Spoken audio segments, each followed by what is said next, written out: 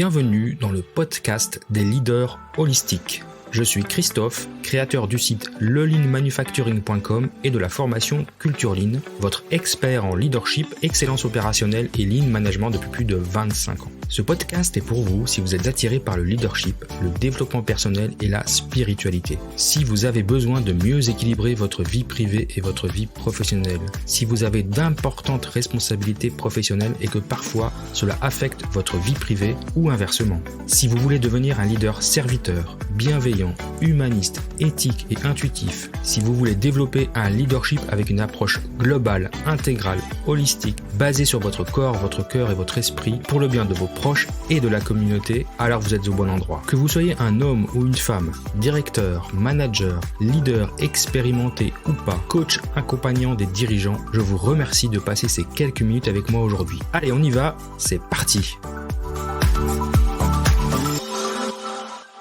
Alors bonjour, c'est Christophe, votre coach en leadership holistique, et aujourd'hui j'aimerais parler d'un livre, un autre livre qui a changé ma vie après avoir parlé de Chevalier à l'armure rouillée, donc ça je vous réfère à mon épisode 0.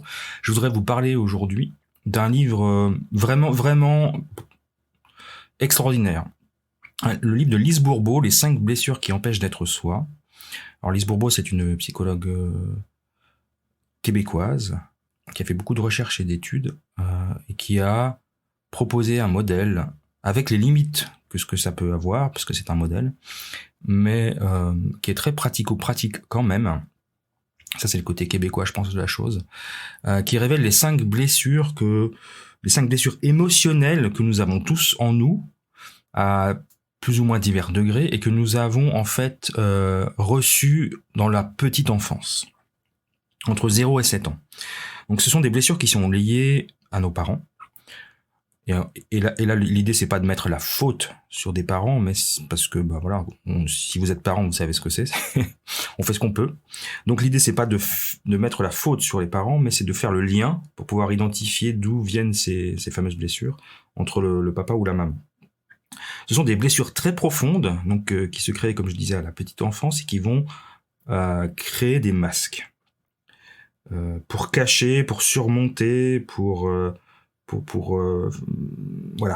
pas révéler ces blessures qui sont tellement profondes, imbriquées en soi. Alors Lise Bourbeau, dans son livre, elle parle aussi des caractéristiques physiques liées à ces blessures. Je suis pas très fan parce que notre société évolue, il y a plein de raisons d'avoir des morphologies type obésité qui sont pas liées du tout à nos blessures, mais qui sont liées à notre mode de vie. Donc je voudrais pas rentrer dans les caractéristiques physiques en lien aux blessures, même si je pense qu'il y a des effets forcément sur notre corps. Mais l'idée là, c'est plutôt de vous faire un état des lieux des 5 blessures, et puis après chaque épisode de cette semaine rentrera plus dans les détails d'une blessure en particulier. Donc juste pour vous faire un overview, alors juste pour donner un peu de contexte, dans la petite enfance, le bébé quand il naît jusqu'à quelques mois, voire 1 an, jusqu'à ce qu'il apprenne à dire le fameux non, le bébé il est spontané quoi, il agit comme il est de manière naturelle. Et puis il est soumis à des interdictions, à une certaine répression. Alors n'allons pas trop loin, hein. Les parents donnent un cadre et lui interdisent de faire des choses, souvent pour le protéger, et donc peuvent être amenés à punir l'enfant. Et ça va créer chez l'enfant de la douleur, ça va créer de la révolte et de la colère, et des crises qu'on a tous connues quand on était enfant. Et du coup, pour pouvoir continuer à vivre dans le contexte qu'on nous impose en tant qu'enfant, on va créer des masques. Des masques qui sont en lien direct avec ces 5 fameuses blessures. Alors quelles sont-elles, ces 5 fameuses blessures ? On a la première blessure, alors il n'y a pas d'ordre, c'est juste indicatif. Donc là, on a la blessure de trahison. La blessure de trahison, elle arrive en général entre 2 et 4 ans. C'est que la blessure de trahison, c'est qu'on a menti à l'enfant que j'étais, on n'a pas répondu à mes attentes, on a trahi ma confiance, on s'est servi de moi. Et c'est en lien avec le parent du sexe opposé. Et encore une fois, on n'est pas en train de chercher des fautifs, hein. Et la réaction de la blessure de trahison, enfin disons que le masque qu'on va adopter quand on a la blessure de trahison, c'est le masque du contrôlant. On va aimer se sentir spécial, on va aimer contrôler les autres. On va être très impatient et on va être porté à manipuler les autres, mais ça fait aussi fuir l'engagement. Voilà, donc ça c'est une overview très rapide de la blessure de trahison. La deuxième blessure dont je voudrais vous parler, c'est la blessure du rejet. Donc là, c'est plutôt en lien avec le parent du même sexe. C'est dès la naissance, dès la conception, l'enfant que j'étais ne s'est pas senti vraiment accueilli, accepté, désiré ou choyé ou aimé. Et le masque qu'on adopte, c'est le masque du fuyant. Donc on va être perfectionniste, idéaliste, on va douter de sa propre valeur, on va croire ne pas avoir le droit d'exister, on est là dans le syndrome de l'imposteur en plein, on fuit la réalité, on s'isole du monde, on va se créer une personnalité qui a absolument aucun rapport avec sa vraie personnalité profonde. Ensuite, on a la blessure d'abandon. Donc là, c'est en lien avec le parent du sexe opposé et ça se passe entre 0 et 3 ans. L'enfant que j'étais ne s'est pas senti soutenu, écouté, ni même entouré sur le plan affectif. Donc le masque qu'on va adopter, c'est le masque du dépendant. On va redouter la solitude, on va avoir horreur d'être seul, on va avoir énormément d'amis, entre guillemets. On va exister à travers les autres, on fait tout pour attirer leur attention et leur soutien. Donc là, c'est les rois des réseaux sociaux, comme exemple. Ensuite, la blessure d'humiliation. Donc là, c'est peut-être les deux parents, l'un ou l'autre, qui vont avoir une tendance à être castrateurs. Donc ça se produit entre 1 et 3 ans. Donc l'enfant s'est senti brimé dans son envie et sa liberté d'éprouver le plaisir physique. Il va adopter le masque du masochiste. C'est quelqu'un qui va être sensuel mais soumis. Il va chercher le plaisir mais va le redouter. Il va se sacrifier pour les autres de peur de se sentir indigne. Et enfin, la dernière blessure, la blessure d'injustice. Là, c'est en lien avec le parent du même sexe.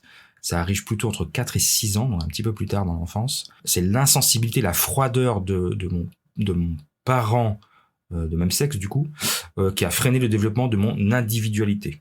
Et donc le masque que je vais adopter par rapport à cette blessure, c'est le masque de la personne rigide, qui est très exigeante envers soi-même et les autres, va passer pour froid et insensible, va être extrêmement perfectionniste. Il va avoir un optimisme mais de surface qui va cacher la peur de ne pas mériter l'amour. Alors, pourquoi je vous parle de tout ça aujourd'hui ? Parce que ces 5 blessures, on les a toutes à divers niveaux. On en a en général au moins une, ça c'est sûr, 2, voire 3 dans certains cas, principales. Et pour être un bon leader holistique, il est important de bien se connaître soi. Et puis, il est important de bien interpréter ou comprendre le comportement des autres, de ses collaborateurs, mais aussi de sa famille, de ses proches, de ses enfants. Et alors l'idée c'est pas de mettre les gens dans des cases. Ah oui, lui il est comme ça, c'est un mec super rigide, donc forcément il a la blessure d'injustice. C'est un peu plus compliqué que ça parce qu'on porte plusieurs blessures et plusieurs masques qui peuvent être qui peuvent interagir les uns avec les autres. Donc l'idée c'est pas de mettre les gens dans des boîtes ou dans des voilà, c'est vraiment pas l'idée parce que ça j'aime pas trop ça. Par contre, savoir que ça existe, que pendant notre petite enfance, on a tous été soumis à un certain nombre de blessures qu'on porte en nous et les masques que ça occasionne, ça c'est intéressant. C'est intéressant parce que c'est la première phase de guérison, c'est de pouvoir identifier. Alors je vais pas vous donner toutes les techniques pour identifier, il y a des tests qui existent en ligne. Bon. Après, je pense que c'est des choses qu'on peut ressentir soi-même assez facilement. Et comme je le disais, on les porte tous, toutes ces blessures, donc je pense qu'il faut faire la technique de l'oignon, c'est-à-dire qu'on prend la première qui nous vient, qui nous paraisse évident, dire moi j'ai plutôt cette tendance à être comme ça, et puis on va travailler sur cette première, et puis quand on a bien travaillé sur cette première, qu'on élimine vraiment jamais à 100% je pense, mais en tout cas quand on a éliminé les 80%, ben on s'attaque à la deuxième, celle qui ressort le plus ensuite. Donc ça serait plutôt mon conseil par rapport à ces blessures.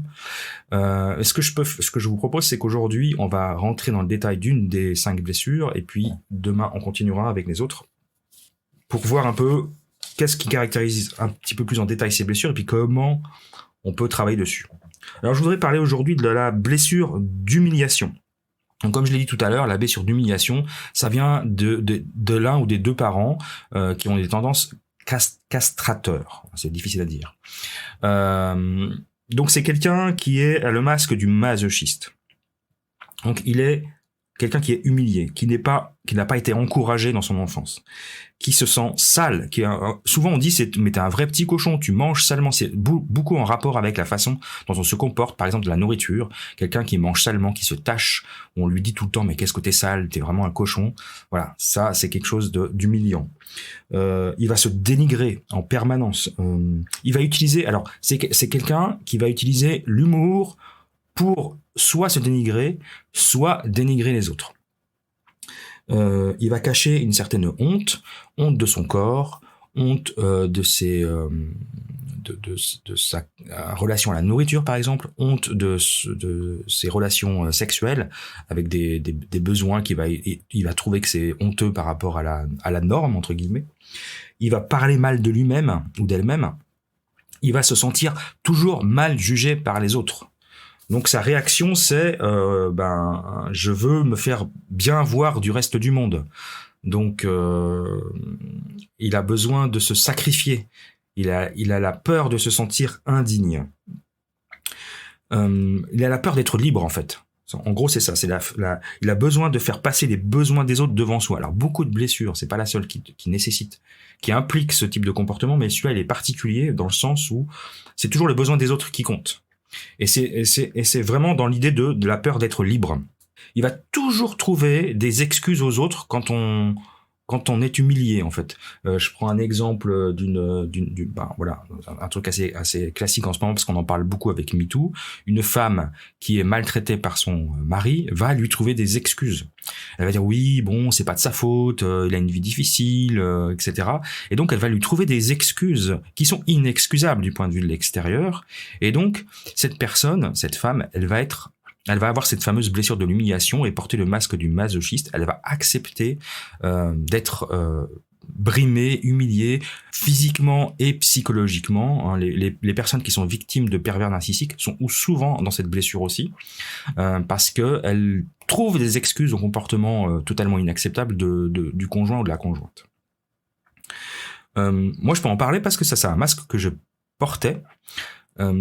Je n'arrive pas à identifier le côté castrateur de mes parents, mais peu importe. Ma maman était assez mère poule, donc je pense que ça on peut faire le lien entre le côté parents très qui couvent beaucoup.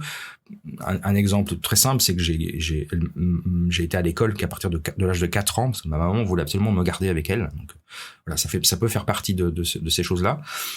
Et l'idée c'est que la blessure d'humiliation, comme moi elle se caractérisait, c'est que j'ai utilisé beaucoup l'humour. Je me parle dans mon monologue intérieur. Je me dis, je ne me faisais pas que des compliments et j'en suis pas encore au top par rapport à ça. Mais voilà, on peut être très difficile avec soi-même, très exigeant. On peut s'insulter, on peut vraiment mal se parler à soi, se regarder vraiment avec un regard extrêmement critique et presque injuste, humiliant pour le coup. Le côté sacrifice pour les autres, alors ça j'ai fait ça toute ma vie, c'est-à-dire que comme je le racontais dans mon épisode 0, je suis arrivé à l'âge de 40 ans à peser à peser 100 kilos parce que je ne trouvais j'avais aucune activité qui m'était propre. Je passais mon temps à soit travailler, soit à m'occuper de la famille, mais je n'avais pas de plaisir personnel, pas d'activité personnelle, rien parce que je trouvais que je ne le méritais pas. Je pense que on était là. Et puis le côté humour, utiliser l'humour, soit pour se dénigrer, soit pour dénigrer les autres. Ça, je sais que je l'ai utilisé. D'ailleurs, ma compagne me l'a fait remarquer il y a pas très longtemps, en me disant que parfois, sous couvert d'humour, de remarques humoristiques, je pouvais être très cassant, voire très blessant, donc j'imagine très humiliant. Et c'est ma façon, en effet, des fois de faire passer mes petits messages, en pensant qu'avec l'humour, ça fait pas de mal. Puis en fait, ça fait beaucoup de mal, bien évidemment. Donc ça, c'est quelque chose maintenant que j'ai intégré, que j'ai compris, mais voilà, c'est en lien, c'est des attitudes qu'on peut avoir avec ses conjoints, avec ses collaborateurs. Ça, je sais que j'ai beaucoup utilisé avec les collaborateurs, l'humour blessant. C'est-à-dire qu'on va faire une remarque à une personne sous couvert de l'humour, on va lui faire passer un petit message pour dire écoute, voilà, ça me plaît pas, quoi. Alors, on en vient aux 3 conseils que je pourrais donner pour travailler sur cette blessure d'humiliation, essayer de dissoudre ce masque du masochiste, c'est justement le premier, c'est de bien identifier avec soi-même. Là, c'est un travail sur soi. Si l'humour que vous utilisez, c'est bien de l'humour, ou si c'est du manque de respect. Et souvent, c'est du manque de respect. Donc, essayez de faire la différence entre j'utilise l'humour, de temps en temps, on peut être un petit peu acide ou piquant, on a le droit d'utiliser l'humour pour ça, mais parce que c'est juste pour de l'humour et que c'est pas pour du manque de respect, ou si c'est un humour répétitif, des choses dégradantes ou humiliantes, qui sont de l'irrespect. Donc, attention aux blagues piquantes, avec soit ses amis, ses collaborateurs, sa conjointe ou son conjoint, ses enfants. Alors là, je pense que ça c'est aussi extrêmement important. Utilisez l'humour vraiment avec précaution et faites bien la différence quand vous utilisez l'humour. Est-ce que c'est un humour? Est-ce que c'est de l'humour? Est-ce que j'ai envie de faire rire? Ou c'est un message un peu caché que je veux faire passer, histoire de piquer l'autre? Et puis là, on est plus dans l'irrespect. Alors ça, c'est le premier point. Le deuxième point, c'est essayer de se mettre un petit peu en valeur, parce qu'on a un peu la honte. On est un peu honteux de son corps, on a tendance à se cacher, à s'habiller de manière très, vous savez, un peu large. Pour les femmes, par exemple, elles veulent pas montrer leur forme. Pour les hommes, ça va être un jean un peu large, pas très bien habillé. Voilà, on va pas porter de costume, choses comme ça. Donc c'est se mettre en valeur par rapport aux vêtements qu'on porte, c'est se mettre en valeur par rapport à l'expression qu'on utilise, pas parler, pas mal parler, pas être vulgaire. C'est aussi montrer du respect pour soi-même, pas juste pour les autres. Et c'est donc montrer toute cette forme de respect. Commencer par se respecter soi, en se faisant, en prenant soin de soi, en prenant du temps pour soi, moi j'adore, je vous l'ai déjà dit, aller marcher dans la nature, mais j'adore aussi, j'adore l'eau, donc j'adore aller dans les bains, comme on dit en Suisse, donc aller dans les bains thermaux, prendre soin de moi, parce que je trouve que c'est un moment où je prends vraiment soin de moi. Voilà, prendre du temps pour soi, se faire plaisir, ne pas avoir honte de se faire plaisir. Et puis le troisième conseil, c'est oser être soi finalement, c'est-à-dire oser demander. Typiquement, moi, c'est des choses que j'avais beaucoup de mal dans le passé. Demander à quelqu'un sa route quand on est perdu, ça c'est un truc très masculin. C'est en lien avec cette blessure de l'humiliation, parce que on n'ose pas demander, on veut pas déranger. On se sacrifie, on va dire je vais trouver tout seul de toute façon. Il n'y a pas que ça, mais c'est en partie ça. C'est oser être soi, oser dire non. Ne pas toujours dire oui sans réfléchir, puis après se dire ouais mais finalement ça m'arrange pas trop, ça m'embête, je dois me sacrifier. Ok, alors son ego est bien sûr l'ego est là derrière, puisque faire plaisir à quelqu'un, c'est montrer que on a de la valeur. On est je suis là, je vais rendre service, je vais me sacrifier pour la personne. C'est ça être un bon ami. Mais il y a des moments où on peut pas. Il y a des moments où on peut pas, il y a des moments où on a besoin de se recentrer sur soi et on peut pas toujours être présent. Et puis il faut être capable de le dire. Écoute, j'aurais bien aimé venir ce soir t'aider, je vois que t'es pas bien, mais je suis désolé, mais là moi je peux pas. J'ai d'autres engagements, je ne peux pas tout sacrifier pour toi. Donc c'est les 3 conseils que je donnerais par rapport à cette blessure d'humiliation. Outre le fait de l'identifier, qui est peut-être le niveau 0, c'est comprendre qu'on a cette blessure, et tout le monde ne l'a pas forcément, ou alors on l'a à un degré moindre.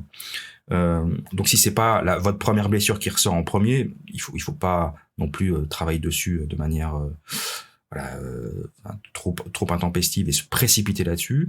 Mais aujourd'hui, l'idée c'était de vous présenter les 5 blessures et de détailler une blessure en particulier qui était pour moi une blessure importante, la blessure d'humiliation, et les trois petites actions qu'on peut mettre en place. Donc je rappelle, travailler sur son humour, se mettre en valeur et oser être soi. Voilà pour la petite capsule du jour, pour le petit épisode du jour. Je vous retrouve demain pour un autre épisode où on va explorer une autre blessure. Et en attendant, je vous souhaite une bonne journée.